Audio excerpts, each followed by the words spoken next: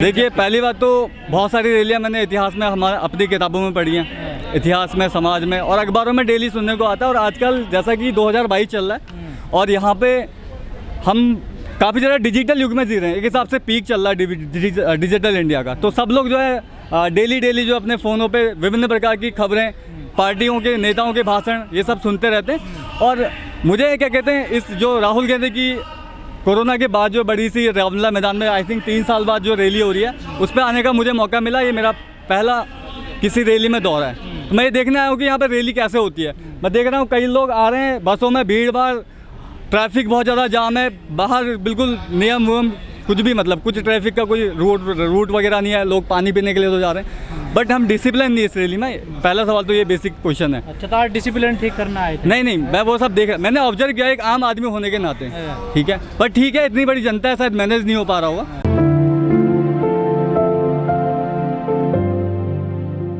उम्मीद लेके मैं ये देखना चाहता कि लोगों में कितना जोश है, कितने सारे लोग यहाँ पे जो है समर्थन कर रहे हैं, इस रैली में भाग ले रहे हैं, हिस्सा ले रहे हैं। क्या नजर आया आपको? हाँ जी, यहाँ पे बहुत सारे लोग हैं, बट रैलियों में जो बड़े बड़े नेता हैं वो बड़े मन से भाषण दे रहे हैं, ठीक है।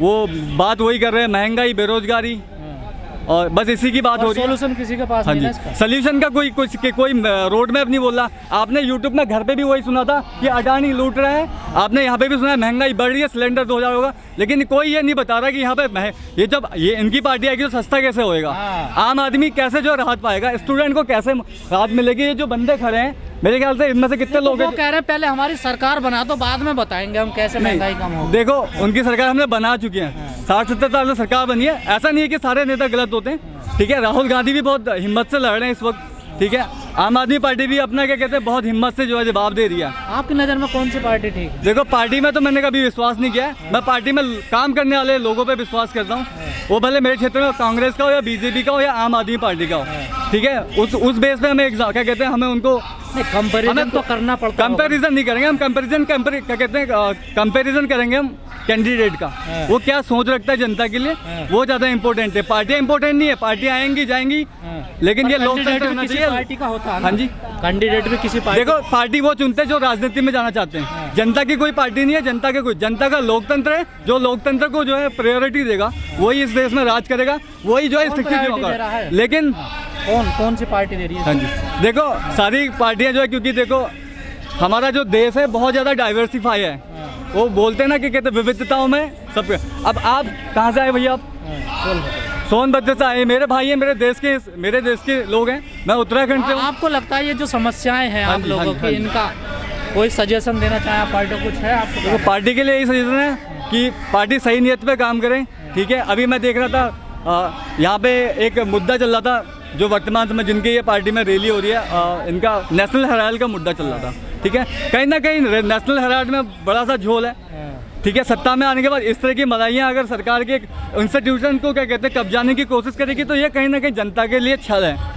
महंगाई बढ़ रही है। बीजेपी सही कर रही है? नहीं, बीजेपी बिल्कुल भी सही नहीं कर रही। आप तो अभी कह रहे झोल है नेशनल हेराल्ड है, आपने तो अभी देखो नेशनल हेराल्ड का मुद्दा कांग्रेस के टाइम का था, ठीक है। वो लड़ रही है लीगली रूप से, आपने आपको प्रूव कर दिया। अभी मैं कुछ नहीं कर सकता, मैं इतना बड़ा क्या कहते हैं लॉ स्पेशलिस्ट तो नहीं हूँ, बट सरकारें जांच कर रही हैं, ठीक है। लेकिन हाँ, जांच की इस आड़ में जो ईडी और सीबीआई का जो मामला बीजेपी ने उठाया है, वो उसकी आड़ में जो है कहीं ना कहीं बीजेपी राजनीति करने की कोशिश कर रही है, बजाय कि निष्पक्ष रूप से उसकी जांच होए।